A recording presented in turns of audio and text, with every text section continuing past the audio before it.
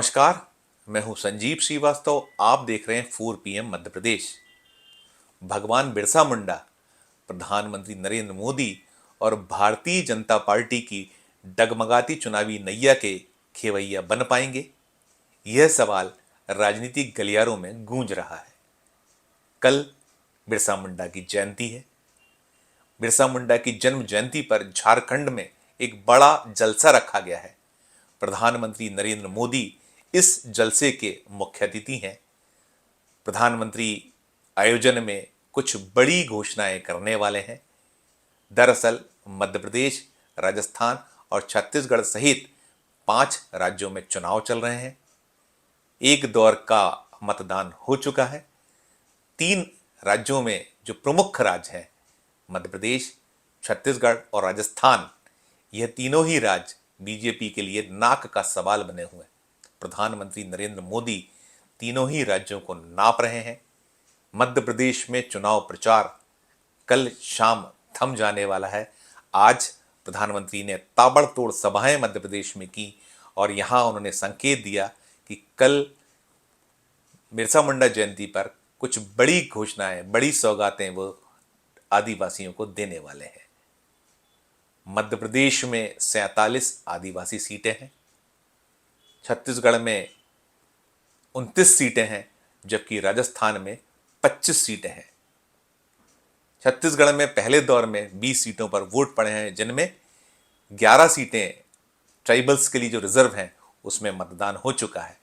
अब कुल 90 सीटें ऐसी हैं जहां दूसरे और तीसरे चरण में वोटिंग होना है। वोट पड़ने के पहले प्रधानमंत्री की सारी कवायद कहीं ना कहीं इस बड़े वोट बैंक, जो आदिवासी वोट बैंक है, सीटें हैं, उसी से जोड़कर देखी जा रही हैं, उसी से जोड़कर माना जा रहा है। मध्य प्रदेश में पिछली बार 47 में से सिर्फ 18 सीटें ही, यानी 2018 का जो चुनाव हुआ था, महज 18 सीटें बीजेपी जीत पाई थी और उसका गणित बिगड़ गया था।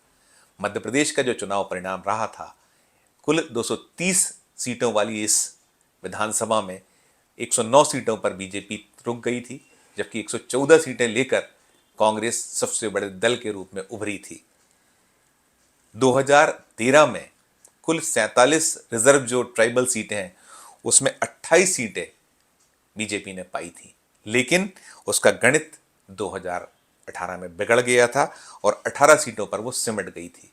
ऐसे ही राजस्थान में जो 25 रिजर्व सीटें हैं अनुसूचित जनजाति वर्ग के लिए, उसमें 8 सीटें ही बीजेपी जीत पाई थी और वहाँ भी उसका गणित बिगड़ा था और सत्ता उसके हाथ से फिसल गई थी।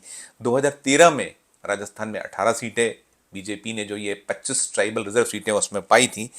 इसी तरह जो छत्तीसगढ़ है, छत्तीसगढ़ में तो बहुत बुरा हाल बीजेपी का 2018 में रहा था।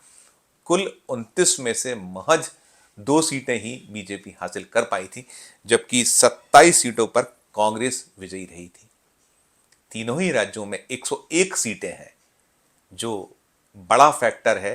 सरकार बनाने में बड़ी मदद ये ट्राइबल करते हैं। तो ट्राइबल पर डोरे डालने के लिए बहुत लंबे वक्त से सभी दल जतन कर रहे हैं और भारतीय जनता पार्टी उसमें पीछे नहीं है। केंद्र की सत्ता में आने के बाद 2019 में भाजपा ने, जो देश में लोकसभा में 47 सीटें हैं अनुसूचित जनजाति वर्ग के लिए, उन सीटों में भी ठीक ठाक सफलता वो पाई थी और अब कहीं ना कहीं 2024 भी प्रधानमंत्री नरेंद्र मोदी और बीजेपी को नजर आ रहा है। कल जो कवायद शुरू हो रही है, कल पहली बार देश का कोई प्रधानमंत्री बिरसा मुंडा के लिए जो संग्रहालय बना हुआ है झारखंड में, उसमें शीश नवाने जाने वाला है। बिरसा मुंडा आदिवासियों के आराध्य हैं, देव हैं।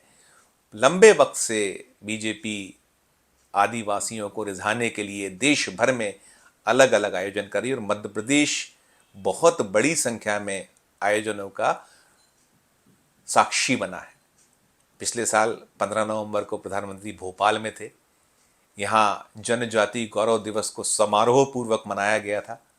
15 नवंबर को ही जो हबीबगंज रेलवे स्टेशन हुआ करता था, जिसका नाम अब रानी कमलापति रेलवे स्टेशन रख दिया गया है, उसका लोकार्पण प्रधानमंत्री नरेंद्र मोदी ने किया था। देश को वो स्टेशन समर्पित किया गया था, जो पीपीपी मोड से बना हुआ पहला रेलवे स्टेशन भारत का है। तो अब इस 2023 और 2024 का जो रण है, दोनों ही रण बीजेपी के लिए महत्वपूर्ण है। मध्य प्रदेश, छत्तीसगढ़ और राजस्थान, तीनों ही राज्यों में पिछले 2018 के चुनाव में भी बीजेपी को सफलता नहीं मिल पाई थी। मध्य प्रदेश में 2003, 2008 और 2013 में जीत की हैट्रिक बीजेपी ने लगाई थी। छत्तीसगढ़ में भी वो निरंतर सफलता पा रही थी। राजस्थान में तो ऐसा होता चला है कि एक बार बीजेपी एक बार कांग्रेस। तो 2018 में वहाँ बाजी पलटी थी, वसुंधरा की सरकार गिरी थी। और अब 2023 में जो स्थितियां हैं, उसमें जो 5 राज्य हैं, मध्य प्रदेश, राजस्थान, छत्तीसगढ़, तेलंगाना और मिज़ोरम में वोट पड़ चुके हैं। एक चरण का वोटिंग छत्तीसगढ़ में हुआ है, 20 सीटों पर मतदान हो चुका है। अब जो छत्तीसगढ़ की 70 सीटें हैं उस पर वोट डाले जाने हैं। मध्य प्रदेश की 230 सीटों के लिए वोटिंग होना है, राजस्थान की 199 सीटों के लिए वोटिंग होना है। और तीनों ही राज्य बीजेपी के लिए लोकसभा जो आने वाला चुनाव है 2024 का, उसके मान से बहुत अहम है। तो कोई जतन बीजेपी छोड़ नहीं रही है। और प्रधानमंत्री नरेंद्र मोदी झारखंड में कल एक तीर से 2 निशाने साधने वाले हैं। भारत संकल्प यात्रा की शुरुआत भी कल ही से होने वाली है।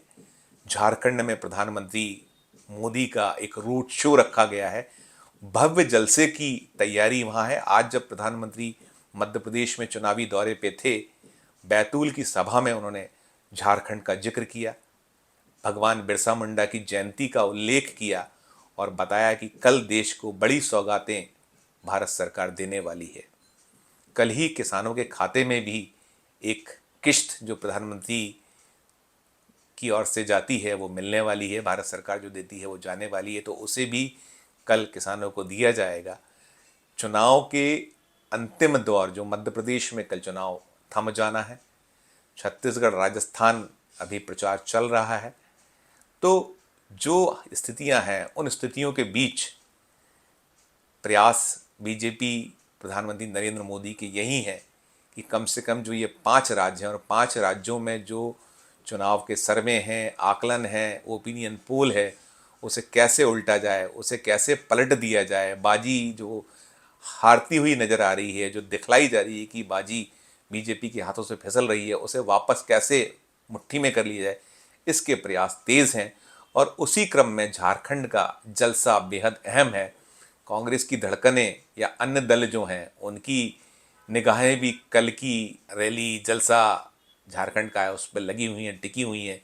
प्रधानमंत्री या उनका जो पूरा का पूरा खेमा है, जीती हुई बाजी को हारने के लिए बड़ा मशहूर है। तो ऐसे में कल का जो झारखंड का जलसा है, क्या कुछ गुल चुनाव में खिलाएगा, ये तो 3 दिसंबर को सामने आएगा। लेकिन बीजेपी के जतन, बीजेपी के प्रयास जारी हैं। आज के इस वीडियो में इतना ही। हम फिर किसी नए वीडियो के साथ आपके समक्ष उपस्थित होंगे। हमारा मध्य प्रदेश का ये चैनल नया है, इसे लाइक कीजिए, इसे सब्सक्राइब कीजिए, हमारे वीडियो को अधिक से अधिक लोगों तक शेयर कीजिए और हमारे कमेंट बॉक्स में जाकर ज़रूर हमें बताइए कि ये हमारा कार्यक्रम आपको कैसा लगा। देखते रहिए 4 PM Madhya Pradesh, 4 PM national और 4 PM हमारे अन्य राज्यों के चैनलों को। धन्यवाद, नमस्कार।